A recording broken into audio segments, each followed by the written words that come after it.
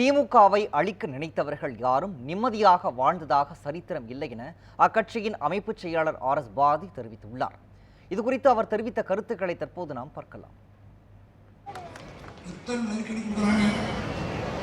Court மூலமா மிரட்டலாம், இடி மூலமா மிரட்டலாம், ஐடி மூலமா மிரட்டலாம், சிபிஐ சொல்றான். நான் ஒன்றை மட்டும் சொல்கிறேன், ஒரு ஆட்சி அழிவதற்கு முன்னால் இது போல எண்ணங்கள் தான் வரும். அதுக்கு 77 நான் உதாரணம். 77க்கு முன்னாடி அவர்கள் பண்ணதுதான் 77 தோற்றம். அன்னைக்கு என்னென்ன நடந்ததோ அத்தனையும் இன்றைக்கு மோடி செய்கிறார். எல்லோரையும் பிடித்து உள்ளே போடுகிறார். முதலமைச்சர்களை எல்லாம் கைது செய்கிறார். கெஜ்ரிவாலை கைது செய்வேன் என்கிறார்.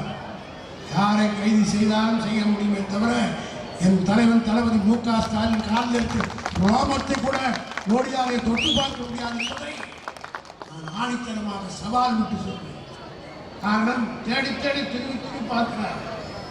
ஏதாவது சிக்குமா, கிடைக்குமா, எதுவும் தளபதி மேலே செய்ய முடியும் என்பதற்காகத்தான் பறக்கிற ரெக்கை வெட்டினால் அவர் பயந்து விடுவார் என்பதற்காக அவர் பக்கத்தில் இருக்கிறவங்க இதெல்லாம் வழக்கு கூட இன்னைக்கு தயாராகி கொண்டிருக்கிறார்கள். ஆனால் ஒன்றை மட்டும் நான் சொல்லுகிறேன், திராவிட முன்னேற்ற கழகத்தை அழிக்க வேண்டும் என்று நினைத்தவன் எவனும் வாழ்ந்ததாக சரித்திரமே. இப்படி தமிழ்நாட்டில் பூரா இருந்து போய் எங்கெல்லாம் இருக்குதோ அத்தனை ஓட்டும் திமுக தான் ஜெயிச்சிருக்கு. கிறிஸ்துவர் போற வேளாண்மையிலும் நாங்கள் தான் ஜெயிச்சிருக்கோம். இஸ்லாமியர் போகிற நாகூர்னு நாங்கள் தான் இருக்கோம்.